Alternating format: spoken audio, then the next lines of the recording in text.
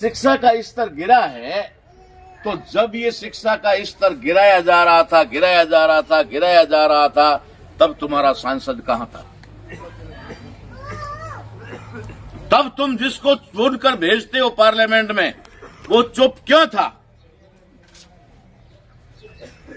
आज वो कह रहे हैं कि ये देश का ये कर रही है बीजेपी, देश का वो कर रही है बीजेपी, ये कर रही है। आज तुम दोष दे रहे हो। 60 साल तक इस देश का सत्यानाश किसने किया? मैं सवाल पूछना चाहता हूं उनसे। जिन लोगों ने, हमारे लोगों ने जिस प्रकार से समझ रखा है कि कांग्रेस हमारी मां है, कांग्रेस हमारी बाप है, मैं उन लोगों को समझाना चाहता हूं आपके माध्यम से कि 60 साल में जब हमारे संविधान की धज्जियां उड़ा दी, जब हमारी एजुकेशन का स्तर गिरा दिया, जब हमारी चिकित्सा यानी कि हमारी दवाई का जो साधन था, हॉस्पिटल थे, उनको सबको खत्म कर दिया, पूरी तरह से नेस्तनाबूद कर दिया, सारा प्राइवेटाइजेशन कर दिया। कहीं पर भी हमारा अगर आदमी इलाज करने जाएगा तो उसे खेत बेचना पड़ेगा। ये हालात किसने लाया? अगर आज कोई कहता है कि बीजेपी ने किया, ये बिल्कुल ही गलत है। बीजेपी तो उस मकान को सजा रही है, उस मकान को रंग रोगन कर रही है जो कांग्रेस ने खड़ा किया। हमारी बर्बादी का भवन, हमारे समाज के सत्यानाश का भवन कांग्रेस ने खड़ा किया, बीजेपी उसको सजा रही है, उसकी सजावट कर रही है, उसका रंग रोगन कर रही है। क्योंकि बीजेपी और कांग्रेस कभी भी अलग नहीं है। ये हम लोगों को मूर्ख बनाने का खेल है और कुछ भी नहीं है। सिर्फ हमें मूर्ख बनाया जा रहा है कि कांग्रेस और बीजेपी अलग है। कांग्रेस के अंदर से आरएसएस निकला, यानी आरएसएस जो आज संगठन है, कांग्रेस उसकी मां है, कांग्रेस उसकी मां है। और आरएसएस के अंदर से अगर बीजेपी निकलती है या जनसंघ निकलता है, तो आरएसएस बीजेपी की मां है। तो बीजेपी की मां आरएसएस है, आरएसएस की मां कांग्रेस है। तो जड़ कहां है? जड़ कांग्रेस में। अगर कोई ये कहता है कि कांग्रेस ने हमें दिया, तो मैं उनको जवाब दे रहा हूं। अगर हम जय भीम करते हैं, जय जोहार करते हैं, और अगर हम कहीं पर भी किसी भी प्रकार की समाज की बात करते हैं, अपने आप को अंबेडकरवादी होने का अगर आप कहीं ढोंग कर रहे हैं, कहीं नाटक कर रहे हैं, कहीं दिखावा कर रहे हैं, तो मैं पूछना चाहता हूं कि उस डॉक्टर अंबेडकर ने, तो बाबा साहब अंबेडकर ने तो कहा था कि कांग्रेस जलता हुआ घर है। क्या कहा था? कांग्रेस जलता हुआ घर है। हमारे लोगों ने आंख बूंद करके छलांग लगाई, जलेंगे नहीं तो क्या करेंगे? जलेंगे नहीं तो क्या करेंगे? वहां जम जाएंगे। जब बाबा साहब ने तुम्हें अलर्ट कर दिया था कि कांग्रेस जलता हुआ घर है, इसमें घुसोगे तो आंच आएगी, लपटें आएगी, तुम जल भी सकते हो। हम लोगों ने उसको नहीं देखा, हमारे पुरखों ने नहीं देखा और कहा कांग्रेस ने हमें बचा लिया, कांग्रेस ने हमें बचाया नहीं, कांग्रेस ने हमारा सत्यानाश कर दिया। आज हम जिस की बात कर रहे हैं कि बहुत सारे लोग यहां पर खेतीबाड़ी की वजह से नहीं आ पाए, मैं किसानों के लिए बात कहना चाहता हूं कि जो आज खेत में काम कर रहे हैं, क्या उन लोगों को पता है कि आने वाले 3-4 साल के अंदर आपकी जमीनों का कब्जा खाली करवाया जाएगा? किसको पता है? किसी को पता नहीं। क्यों मैं भटक रहा हूं घर छोड़ करके? मुझे भी जीने का हक है। मैं भी धरती पे जानता हूं कि इंसान एक बार ही पैदा होता है। मैं भी सोचता हूं कि मैं ये जीवन ऐसो आराम से जीऊं, और बाबा साहब की मेहरबानी से, माँ बाप की कृपा या उनके बताए हुए रास्ते पे और मेरी मेहनत और ईमानदारी से इतना तो है कि आराम से जिंदगी जी सकता हूं। क्यों मैंने सरकारी नौकरी छोड़ी? क्यों मैंने अपने घर का त्याग किया? क्यों मैंने अपनी पूरी जवानी झोंक दी? क्यों किया ये? क्योंकि मुझे पता लगा कि मेरा समाज गलत दिशा में जा रहा है। हर संभव इसे रोकना होगा। अगर नहीं रोका तो न तो तुम्हारे सिर पे ये पगड़ियां रहने वाली है, न ही तुम्हारी बिछी हुई जाजमें रहने वाली है। जो हमारे बाप दादाओं का भी हालत थी, दादा परदादाओं की, उससे भी बदतर हालत हमारी होने वाली है। ये दर्द है मेरे अंदर, इसलिए जा रहा हूं। मुझे कोई शौक नहीं है एमपी बनने का, और न ही मुझे कोई भीख, न कोई, मैं कह चुका हूं, 1000 बार कह चुका हूं, और न मेरा जीवन में कोई इरादा था चुनाव लड़ने का। एमपी, एमएलए और मंत्री तो मैं जहां जाता हूं मंच छोड़ के भाग जाते हैं। ऐसे एक नहीं सैकड़ों उदाहरण है। अगर नाम और पब्लिसिटी के लिए करूं तो पूरे भारत में ही नहीं, पूरे वर्ल्ड के अंदर 100 से ज्यादा देशों के लोग मुझे जानते हैं, मुझे फॉलो करते हैं और मेरे भाषण सुनते हैं। मैं खाली बाड़मेर, जैसलमेर का सांसद बनकर के नाम नहीं करवाना चाहता कि एमपी साहब आ रहे हैं। मुझे पता है कि इन बैठे हुए बच्चों का भविष्य क्या होने वाला है, इनका जीवन कैसे गुजरेगा, ये मुझे पता है, किसी को पता नहीं। इसलिए जो भी मेरा भाई आज की तारीख में ये सोच करके जा रहा है कि कांग्रेस में जाने से हमारा भला होगा, ये तुम्हारी सबसे बड़ी भूल रही है और आगे भी रहेगी। कांग्रेस जिनको टिकट देती है, बीजेपी जिनको टिकट देती है, जिनको टिकट देती है वो दोषी नहीं है। वो दोषी नहीं है। जो आज मैदान में चुनाव लड़ रहे हैं वो दोषी नहीं है, मगर उनकी कमजोरी क्या है, उनका दोष क्या है? उनका दोष सिर्फ इतना है कि वो कुछ नहीं जानते। आज देश के अंदर लोकतंत्र और संविधान खतरे में है। संविधान और लोकतंत्र को बचाने की दुआइयां दी जा रही है। दिल्ली में जंतर मंतर के ऊपर सुप्रीम कोर्ट के वकील उतरे हुए हैं। सुप्रीम कोर्ट का चीफ जस्टिस सड़कों पर है, लोगों को समझाने में निकला हुआ है। आज देश के ऐसे हालात हो गए, इस तरीके की स्थिति हो गई है। मैं उन सांसदों से पूछना चाहता हूं कि क्या आपके घर में संविधान है?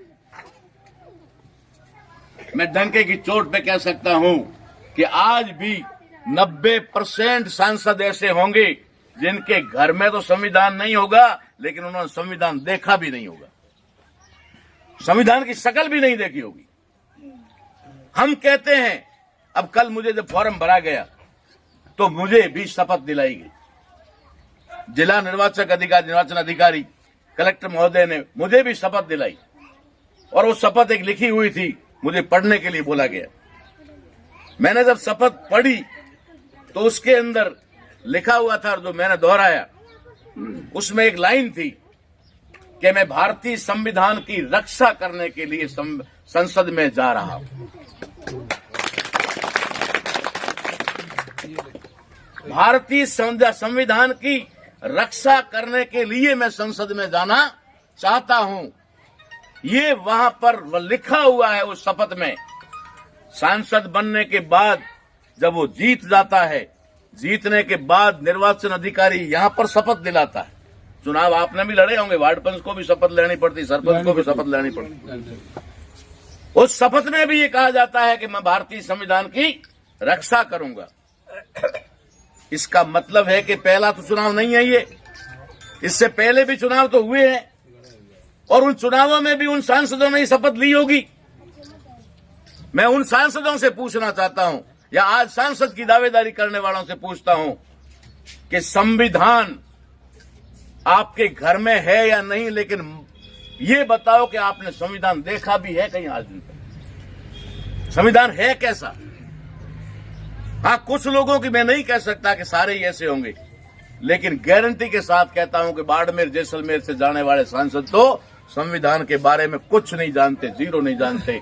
जो जीरो नहीं जानते वो जाकर क्या तुम्हारे अधिकारों को बचाएंगे? मेरे पास में इतने तामझाम नहीं है, मेरे पास में इतने हाथी घोड़े नहीं है कि मैं बवंडर खड़ा कर दूं, 500 गाड़ियों का काफिला लेकर चलूं। मेरा समाज भी गरीब है। आज मैं यहाँ मीटिंग लेने आया हूं, वो खेतों में है, क्योंकि उन्होंने 4 महीने मेहनत की है, उस मेहनत में पानी ना फिर जाए।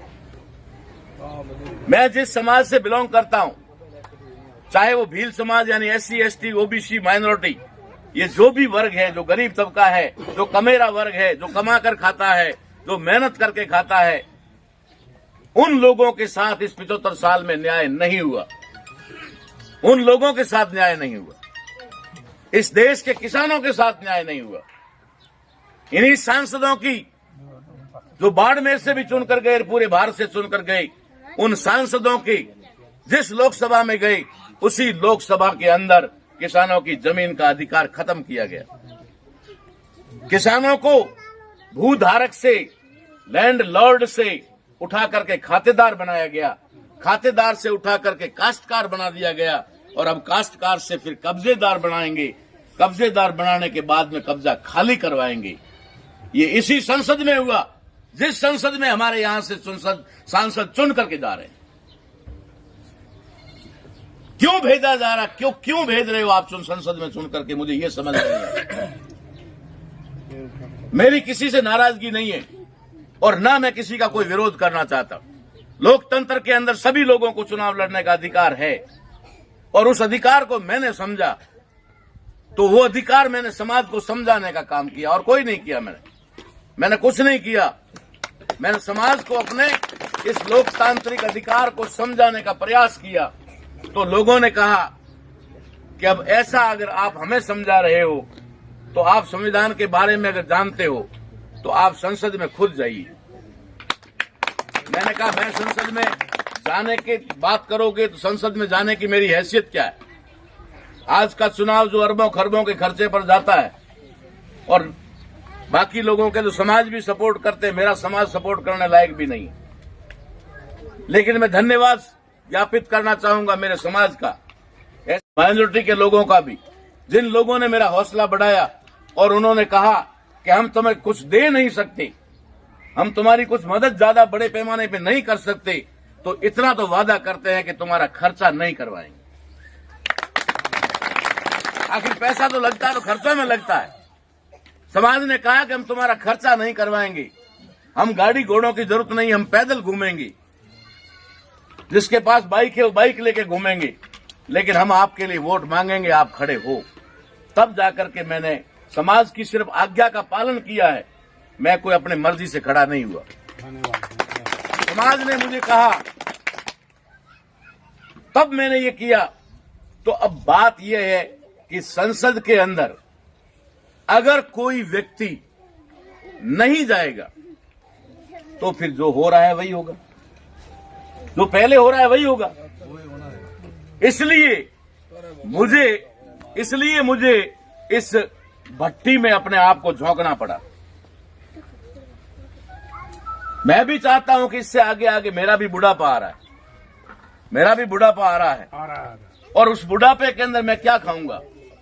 अगर मैं इस तरीके से मेरी जीवन भर की जो बचत है, प्रॉपर्टी है, उसको अगर मैं बेच करके खत्म कर दूंगा, मैं बुढ़ापे में क्या खाऊंगा? लेकिन मैंने ये सोचा कि मेरे ये साथी, मेरे ये बूढ़े बाबा जो खा रहे हैं वो मैं भी खा लूंगा, मैं भी वो भी खा लूंगा। मैं अपने बाप के खेत में जाकर के अगर वो बच गया, तो गारंटी तो नहीं है बचने की, अगर वो बच गया तो वहां पर झोंपड़ी बना करके रह लूंगा, लेकिन समाज को जगाने का काम तब तक करता रहूंगा। जीतना या हारना ये मेरे हाथ में नहीं है, जीतना या हारना मेरे हाथ में नहीं है, ये समाज के हाथ में है, ये जनता के हाथ में है। चुनाव जनता लड़ रही है, मैं नहीं लड़ रहा हूं, ना कोई रविंद्र भाई लड़ रहे हैं, ना कोई उम्मीदवार जी लड़ रहे हैं, और ना ही कोई कैलाश जी चौधरी लड़ रहे हैं। चुनाव तो जनता लड़ रही है।